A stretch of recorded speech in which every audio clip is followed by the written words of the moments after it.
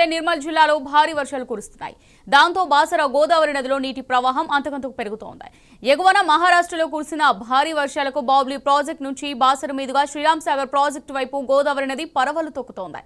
గోదావరి నది back water వల్ల బాసర నుంచి గోదావరి పుష్కర ఘాట్ 1 కు వెళ్లే ప్రధాన మార్గంలో ఉన్న బ్రిడ్జ్ 3 ఫీట్ల మేర నీట మునిగింది.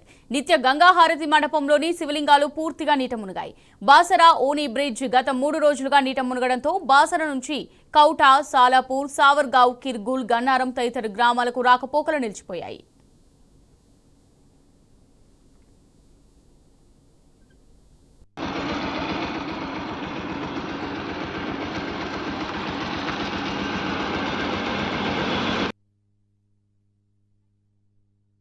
రైట్ గా దీనికి సంబంధించి మరిన్ని డీటెయిల్స్ మా రిపోర్టర్ రాజు ఫోన్ ఇన్ ద్వారా అందిస్తారు. రాజు చెప్పండి, మరి నిర్మల్ జిల్లా వ్యాప్తంగా చూసుకుంటే వర్షాలు దట్టంగా కురుస్తున్నట్టుగా తెలుస్తుంది. మరి దీనికి సంబంధించి డీటెయిల్స్ ఏంటి?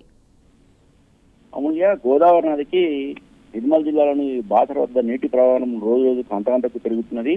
ముఖ్యంగా ఎగువ భాగంలో మహారాష్ట్రలోని నాందేడ్, పర్భని జిల్లాలో భారీ వర్షాలు కురుస్తున్న నేపథ్యంలో గోదావరి నదిలోకి వరద నీటి ప్రవాహం మరింత పెరుగుతున్నది. దీంతో బాసర వద్ద గోదావరి నది ఉప్పొంగి ప్రవహిస్తుంది. ఎగువ భాగంలోని మహారాష్ట్రలోని బాబ్లీ ప్రాజెక్టు, అలాగే ఆ పైన ఉన్న విష్ణుపురి ప్రాజెక్టు, గైక్వాడ్ ప్రాజెక్టులకు సంబంధించిన వరద గేట్లను సైతం తెరిచి ఉంచడంతో గోదావరి నదికి నీటి ప్రవాహం మరింత పెరుగుతున్నది.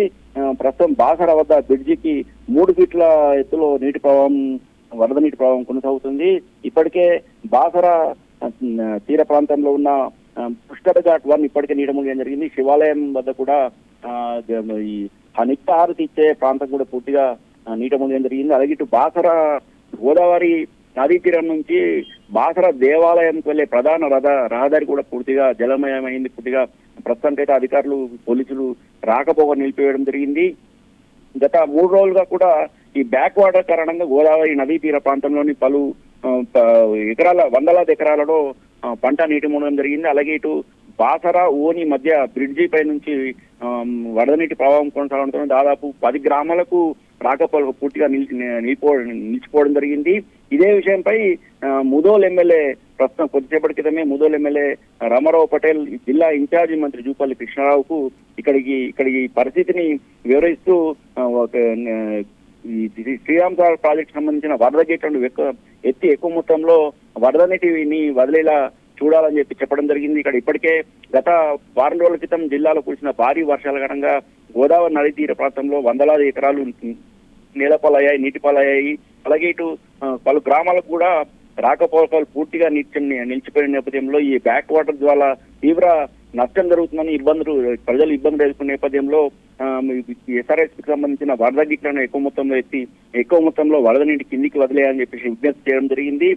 అధికారులకు ఆదేశాలు జారీ చేసి ఈ వరదని బ్యాక్ వాటర్ పూర్తిగా ఇక్కడ నుంచి ఎక్కువ మొత్తంలో వరద నీటి ప్రవాహం కొనసాగితే బ్యాక్ వాటర్ తగ్గే అవకాశం ఉందన్న అలాంటి చర్యలు చేపట్టాలని చెప్పేసి జిల్లా ఇన్ఛార్జి మంత్రి జూపల్లి కృష్ణారావు విజ్ఞప్తి చేయడం జరిగింది. మొత్తానికి గత 3 రోజులుగా కూడా బాసర వద్ద మాత్రం ఈ బ్యాక్ వాటర్ వల్ల రాకపోకలకు పాటు ప్రజలు కూడా తీవ్ర ఇబ్బందులు ఎదుర్కొంటున్నారు.